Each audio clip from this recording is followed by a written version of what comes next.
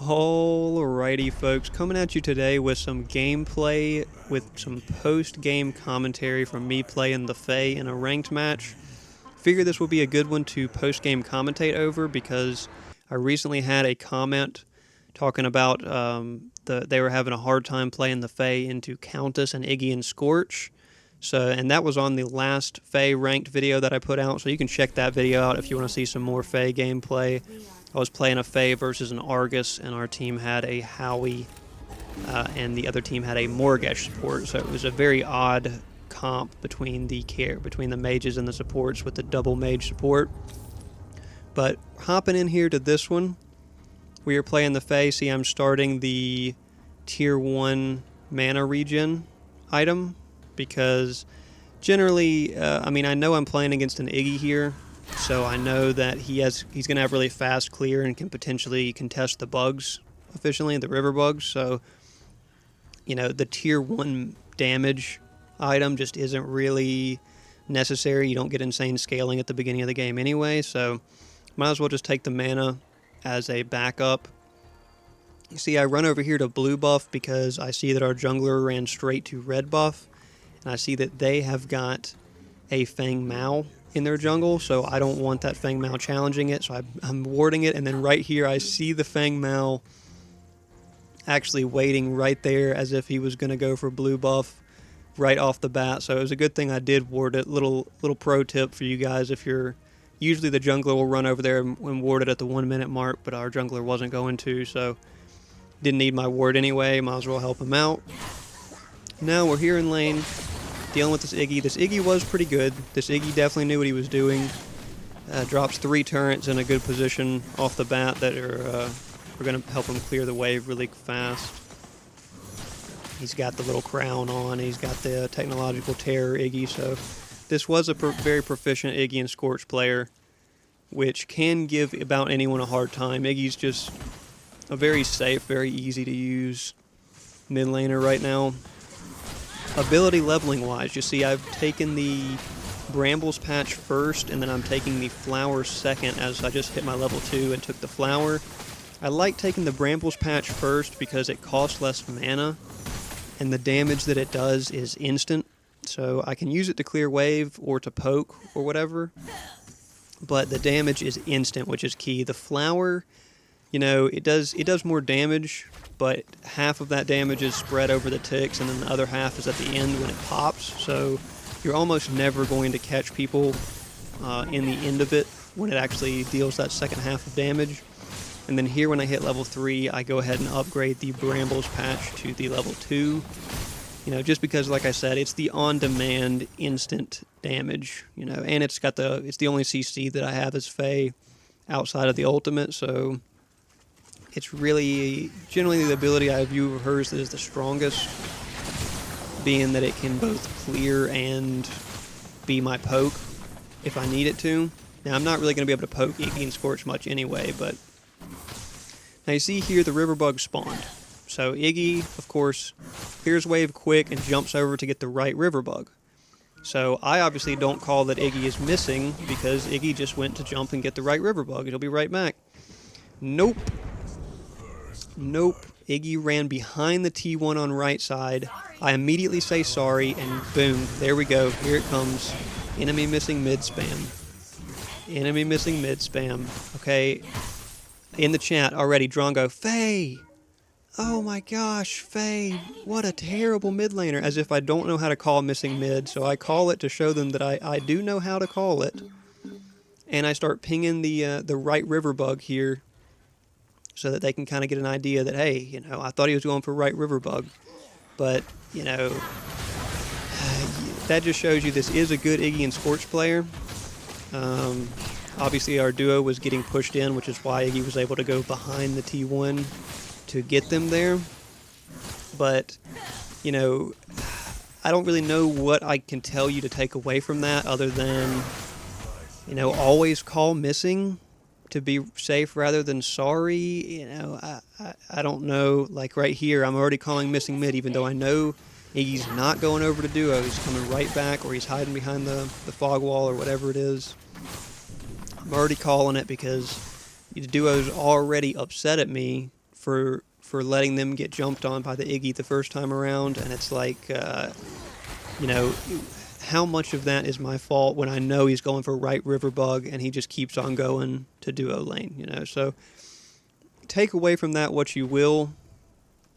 I guess, you know, just try to have some awareness of where your enemy mid laner is. I mean, that one is a really hard one because I didn't have a ward on the right lane either. So now you see I'm calling it every single time, just drop, because at this point they're mad at me because they, you know, took the first death in duo lane, and most likely Iggy isn't even going to go for that rotation again. He just went for it on the very first bug. So, you know, it's hard to predict something like that, and what you don't want to do at that point is get tilted, either from your mid laner's perspective or your duo lane's perspective. You know, if duo lane gets tilted at me there right off the bat, and then rest of the game they just want to be toxic to their mid laner, then it is what it is, but that doesn't help you win the game. So Iggy does run down river there and catch Sarah. You know, one of the benefits of being an Iggy is you can clear extremely fast and then rotate out. So Iggy does catch our Seraph on the river there. I had already called it, and now Iggy is setting in right lane. So, you know, I'm not going to come over there because Iggy's already on his way back, so...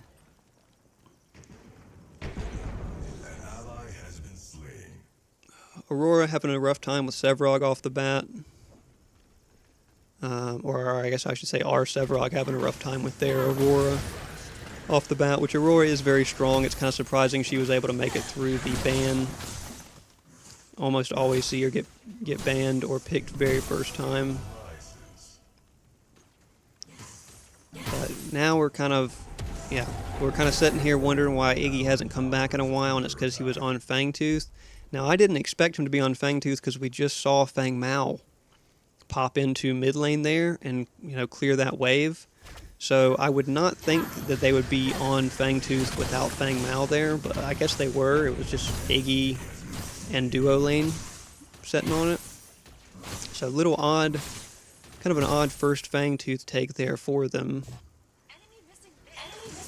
At this point, I'm just on a hair trigger to call enemy missing mid because even though it's not, I feel necessary, I just don't want, say, kind of a wasted ult there to just try to poke Iggy out from being able to grab that bug. But I knew I'm going to back here, so I don't care about holding my mana or holding my ult.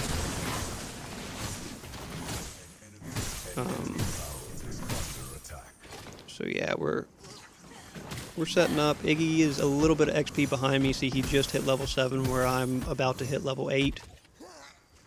So I've been staying in lane and getting the farm pretty efficiently. He's going to blink on me there, so I'm going to blink out to avoid that damage, and then Sevrog's going to come in and blast him. Hits a great little combo on him by landing the root after the knockback, and then we're able to complete the kill. And Sevrog gets the kill as well, which I don't mind. Like I said, I'm already kind of a level up on this Iggy, just about a full level up, so you know, if Sevrog can get that kill and catch back up a little bit to their Aurora, that's great. You see here, I'm going Time Warp first item again. Now, Time Warp first item gives you better options of what you build into after, and it gives you longer potential sustain to stay in your lane. It's probably not a first item you're seeing a lot of people recommend. It's not a first item I go every time.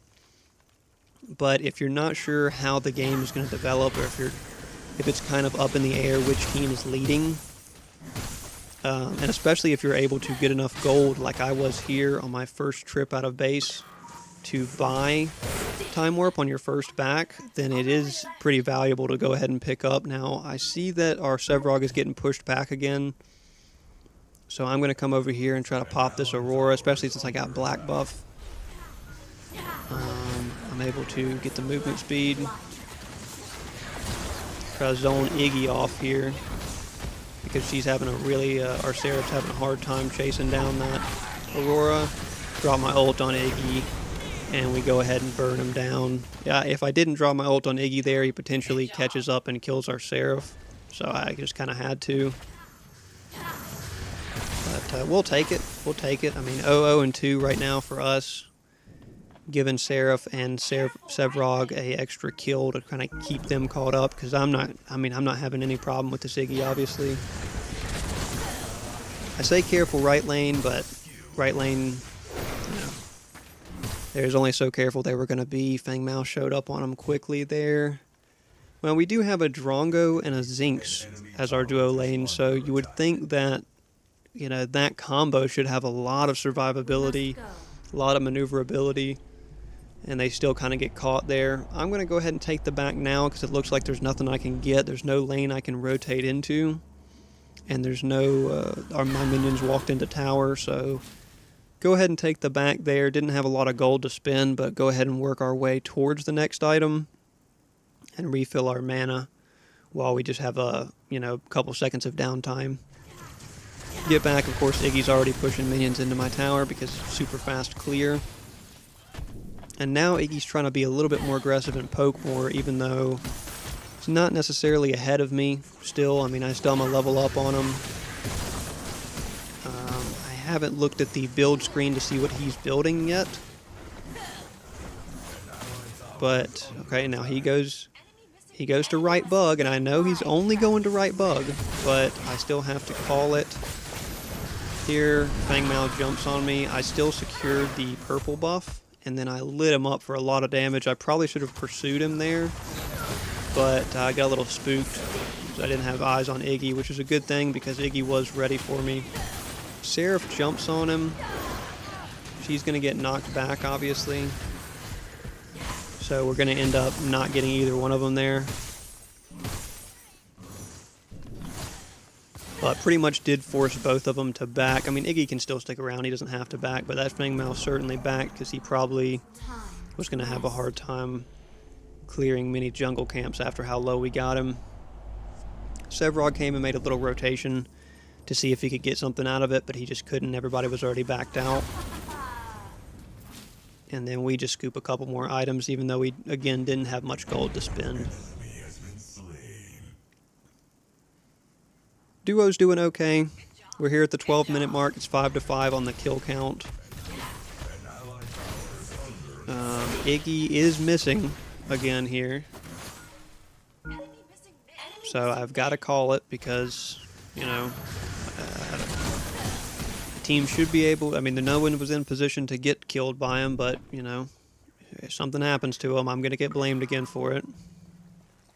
Now, I noticed that Seraph is rotating through and heading towards left, and Sevrog's been keeping this Aurora kind of overextended.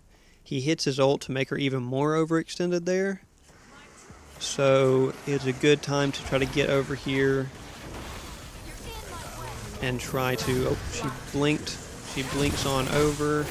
We dump a bunch of damage on her, and Sevrog is able to get the kill in the end. So... good awareness there from our Seraph, and good job by me for following her up. We do pay for it by giving them the Fangtooth there, but, you know, this Aurora, you can't let an Aurora get ahead. If an Aurora gets ahead, you're in trouble. You are in trouble. So now it's 6-5 on kills, but they have 2 Fangtooth takes, so it's not looking great from that standpoint. But also I am pretty well up levels-wise on this Iggy. It looks like this Iggy is still level 9, hasn't hit level 10 yet here.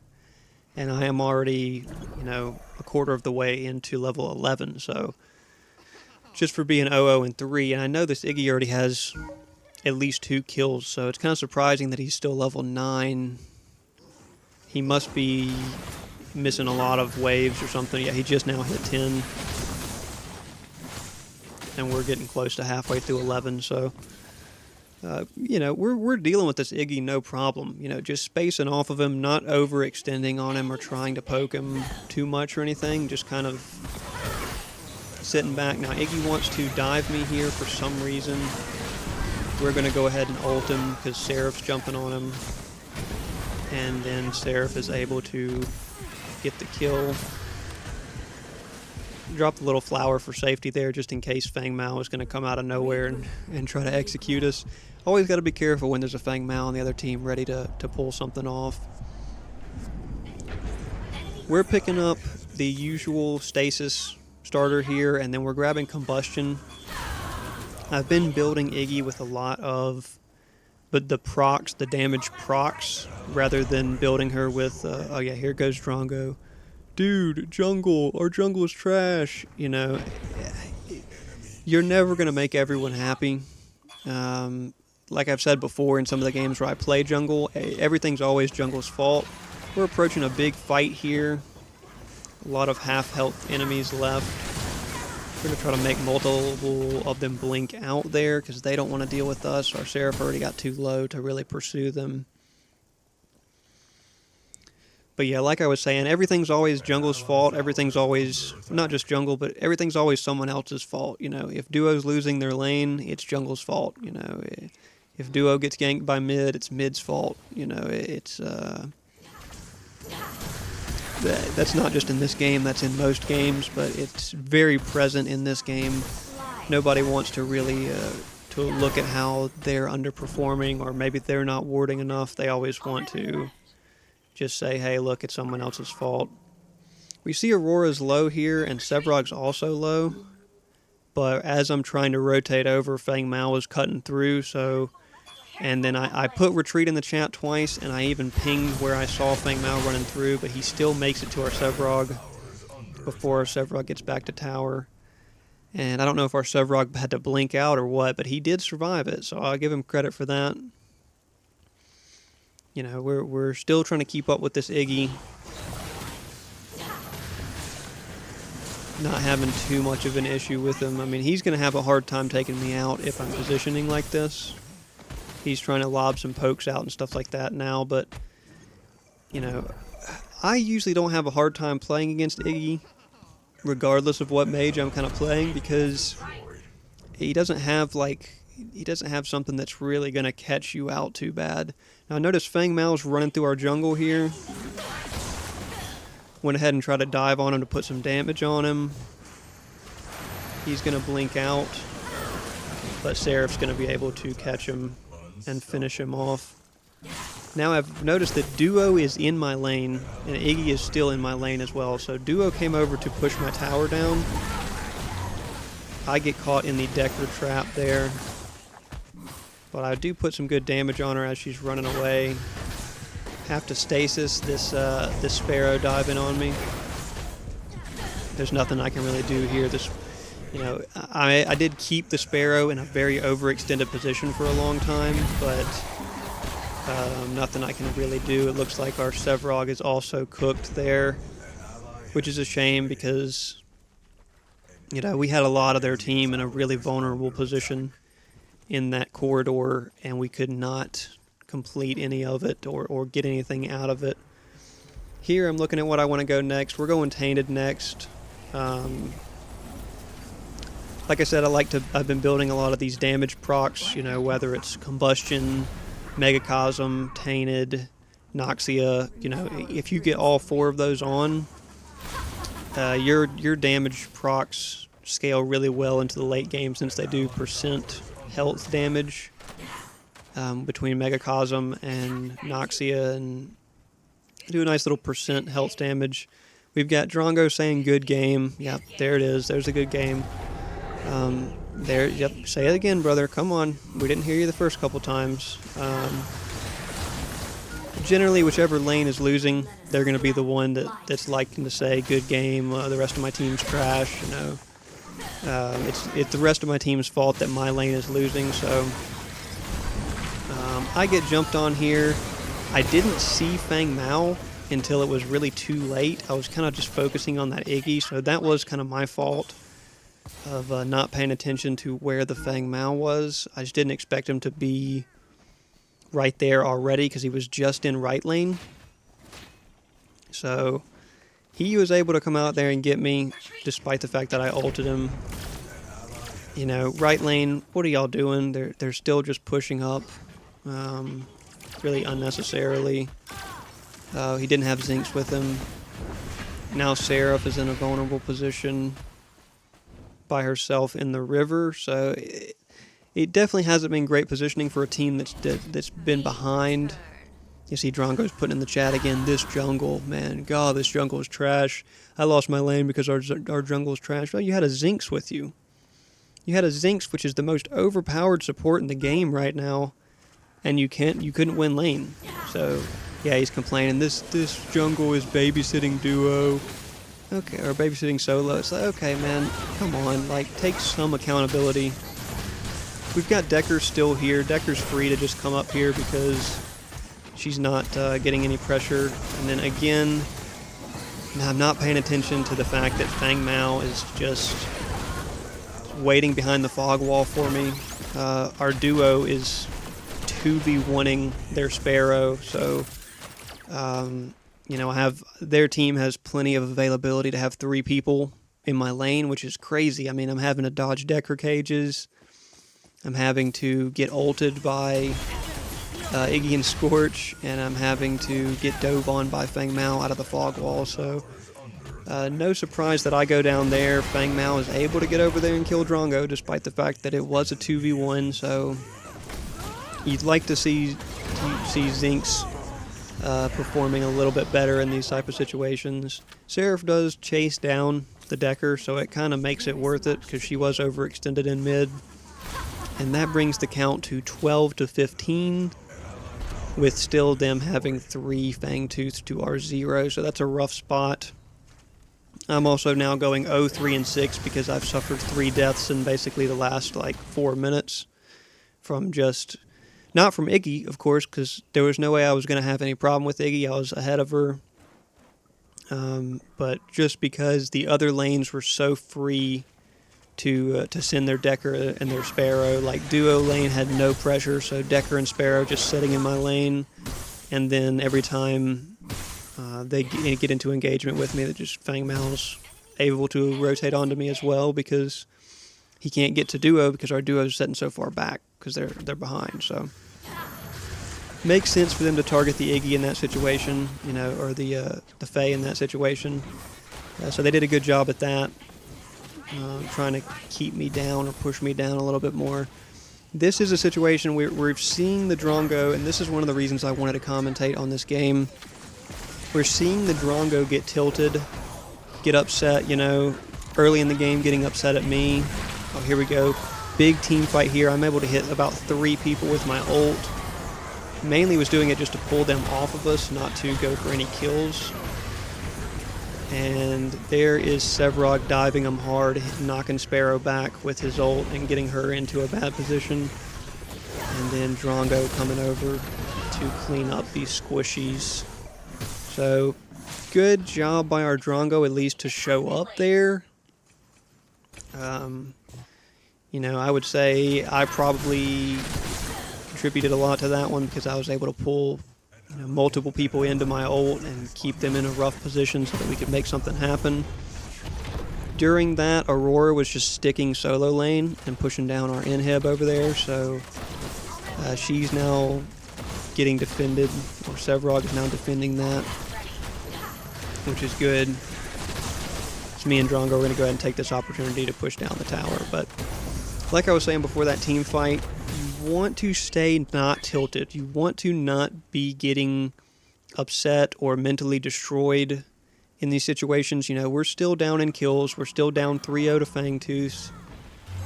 I blink in here to see if I can help get this Aurora, because I really don't want Aurora to get to a good position. We go ahead and drop the ult again to make sure that she's going to go down.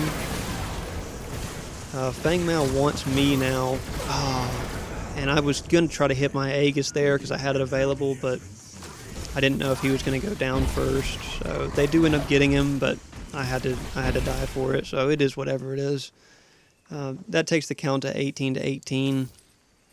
But I'm still saying sorry in the chat here. I'm not getting tilted. I'm not typing in the chat, wow, our duo's so trash that their Sparrow and Decker are in my lane. Like, I'm not... If you keep your head on yourself, you are definitely going to have a better time winning the game, or you're going to be more likely to win the game. If you start getting tilted like that Drongo has been, and our phase trash, he didn't call that this Iggy was rotating. This jungler's trash, he's babysitting solo lane. If you start getting in your head like that and tilting, you are going to continue to make worse decisions that are not going to benefit you for winning the game or making progress towards winning the game. Our team is going for the orb here. They have a Zinx there, so I shouldn't need to come help keep this Seraph alive or try to get the orb down before they die, but I figured I would go ahead and rotate over because if somebody did show up, I have my ult available so I can peel somebody off of them. Luckily, nobody shows up. Aurora is coming in here late, but everybody was already able to back out before Aurora was able to jump on someone. That could have been bad if she picked up 1 or 2 kills there right after we get orb. Sevrog's calling the attack Fangtooth. Again, we've got Decker and Feng Mao pushing up mid because the other lanes are not gankable because everybody's, we're kind of pushed back here. We have caught back up in kills, like I was saying. It was 18-18, now 19-19.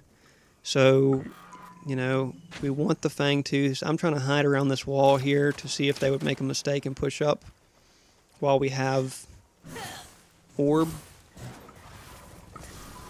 And we're just kind of rotating around Fangtooth, trying to keep an eye on if there's anybody we can pick off and then go for Fang. That's kind of what we want to do here.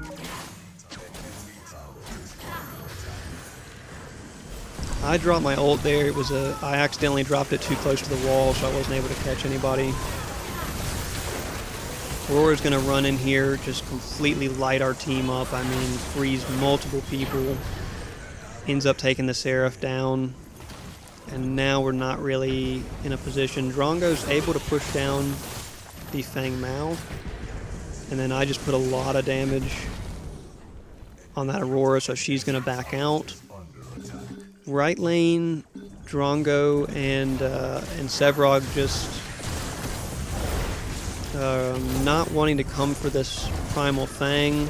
I can't take the damage from it, and Zinx can't take the damage from it either, so we need to get somebody here that can take the damage. Drongo's going to have a hard time taking it too, but at least Zinx can heal him. And we are able to burst it down because we still have orb. So if we didn't have orb, that was going to be a much slower take. And the fact that Sevrog's stuck, it would have been nice to have Sevrog there, don't get me wrong, but Sevrog sticking with duo lane and taking the inhib down was also pretty valuable for us because it kind of gave us a breather and a distraction while we were able to finish off the Fangtooth. So don't mind it, although it would be nice to see him there. Kill count now 23-20 at the 27 minute mark. I'm going 0-4-14, so not necessarily a great stat line. I see here, I could easily be like, my carry's trash, I'm going to steal this river bug. But I pinged the river bug and let Drongo have it just to smooth everything over, to give him some confidence and give him some safety. Notice our Sevrog is getting jumped on here. I drop my ult and catch both of them in it. Makes Feng Mao flee, and then Aurora also has to flee. We have Primal Fang, so we're doing a lot more damage than they are really capable of dealing with at this point. Look at that Combustion proc and that Tainted proc at the same time on Decker. He gets her to half health with me only hitting 2 abilities. Seraph's able to jump on him with Drongo coming around the corner and finish him off there, so... This Iggy's got moon boots on, which is wild because he's able to avoid my brambles patch with it.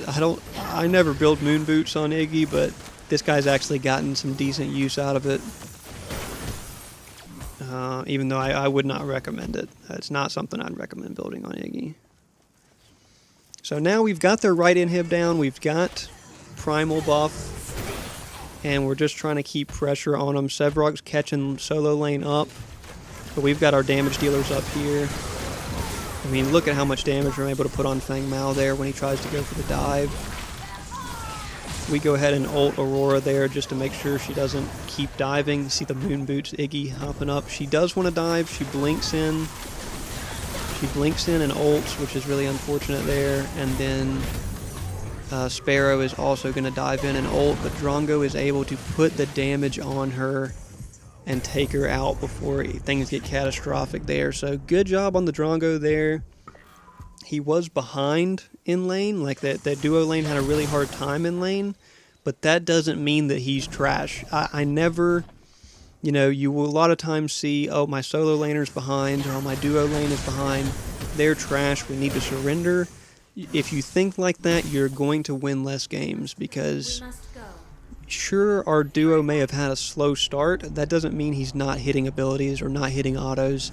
At the end of the game, whichever carry hits the more autos in a team fight and still has their head on them is going to help you win the game. So I never take the opportunity to type in chat, "Wow, our jungle's trash. He's babysitting solo. Come on, Faye, you've got to call that enemy missing." I never spam ping, good job, and all that stuff, because it does not help your team win. It does not encourage your team to work towards a victory if you're doing that stuff. It encourages your team to surrender the game.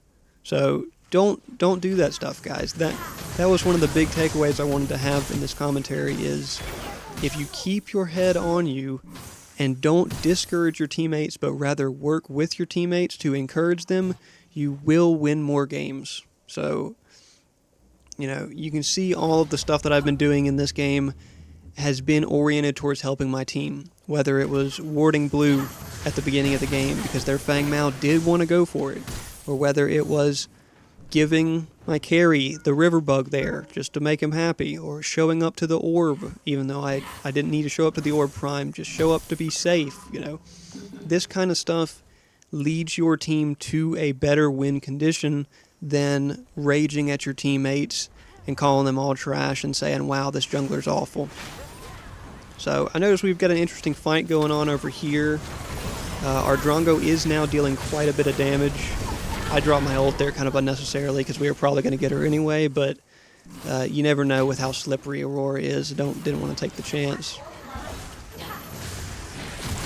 Now we have all 5 people up and they have 3 dead, so it does make a lot of sense to go for the Orb Prime take here. Sevrog is considering just kind of continuing to push, but we can take it with me, Seraph, and Zinx here for sure. You see, we're putting quite a bit of damage on it. Sevrog's just kind of keeping him distracted in mid, which I don't mind. Again, he was able to push duo lanes inhib last time and keep him distracted. So, and he also was able to get out of the fight there in mid, so he doesn't pay for it with his life. And we are able to burn it down pretty quick. Now, Sevrog and Drongo are saying attack Fangtooth, and they're moving towards Fangtooth here, so I wanted to go over to solo lane and kind of defend it and push it up because we do have the inhibitor down over there and I don't want those minions hitting our core. But since we do have Orb and it looks like they're going to go for Fangtooth whether I show up or not, I figure I'll go ahead and head towards Fang because that may be our better win condition at this point. They're able to get it right as I show up. I do have my ultimate, One of the things you got to keep in mind when you're playing someone like Faye is if your ultimate is up, you need to be rotating to team fights. You need to rotate to the team fight if your ultimate is up and ready to go. We are back here now in mid lane coming through. We're going to grab the black buff here. And we are checking it out. We've got plenty of time left with our Primal Fang buff. And there's a big fight going on in left lane. Well, I mean, not a big fight. It's really just their team is collapsing on our Zinx. I think about going over there to help her, but then, I realized it was too late. There's no reason for me to try to get over there and save her. So we're just going to head back to where our team is grouped up at and try to get back to this Sevrog. You see, we've now got...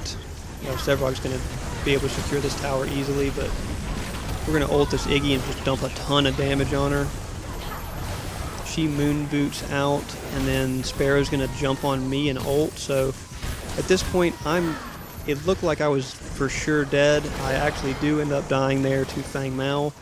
But the key thing is I wasted that Sparrow's entire ult and put her in a worse position. So she was easily able to get cleaned up by the Sevrog and the Drongo there. And now, you know, Drongo with Orb Buff and with Primal Fang doesn't even have to focus down the tower because he can just pop Fang Mao a couple times and end up taking him out.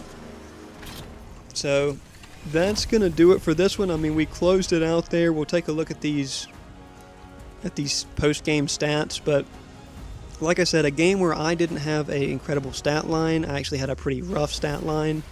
I was 0-5 and 20, so I mean 20 assists is good, but 0-5 and 20 is something that will get you typed at in a ranked game. Someone will say, wow, this Iggy's trash, because they don't have the perception of all what's going on. You see that 0-5 and 20, and then we'll take a look at how much damage I was actually dealing. So we're actually out of gold 3 now, but take a look at this. I mean, I did 36k damage. So I mean, I did more damage than their Sparrow, and I did more damage than most people on our team. You know, I placed 15 wards. You know, I was keeping up in creep score, no problem. So, not an incredible stat line performance from me, but I did have a large contribution towards what actually made our game win, or made our team win the game. So, wanted to do this post-game commentary. Hope you guys enjoyed it. Hope you guys found some helpful tips from it. Drongo ends up coming back around and going 17, 6, and 6. So that's exciting for him to be able to make that comeback. But like I said, if there's one thing I wanted you to take away from this game, it is that keep your head on you. Don't be the toxic teammate. There's going to be a toxic teammate in your games. Don't be the toxic teammate. Encourage your team. Try to work with your team. You know, I saw a pop-up the other day in one of the loading screens coming into a match, and it said, your teammates are on your team. They are on your team. Your goal is to win. Stop dogging out your teammates. Stop calling your teammates trash. You know, I was playing a solo game match the other day where the jungler comes over in the first couple minutes. We don't get the kill. You know, we push him out of lane, but we don't get the kill. And then the jungler just says, okay, you're on your own the rest of he said, you know, Greystone, what are you doing in the chat? You know, you're on your own the rest of the game, buddy. You deal with the lane yourself. And it's like, you don't have to be that teammate, guys. And although being that teammate can be a natural reaction for some people, keep in mind it does not help your team win. It does not progress your team towards a better victory chance. So, thanks for watching, guys. Check out some of the recent videos we've done. We're on a regular weekly release schedule now, so we're doing spreadsheets on Mondays and tips or top 10 type list or tier list videos on Fridays. So the previous Friday, we did a top 5 heroes for new players to hop into ranked with. So check that video out if you're trying to pick some good heroes, or if you're in a lower rank right now and you're just getting into rank for the first time, check that out. Got some clips for all of those and one hero for each role to look at. And then Monday, we put out the spreadsheet for health and armor versus gold efficiency. So how gold efficient are all the different health and armor items?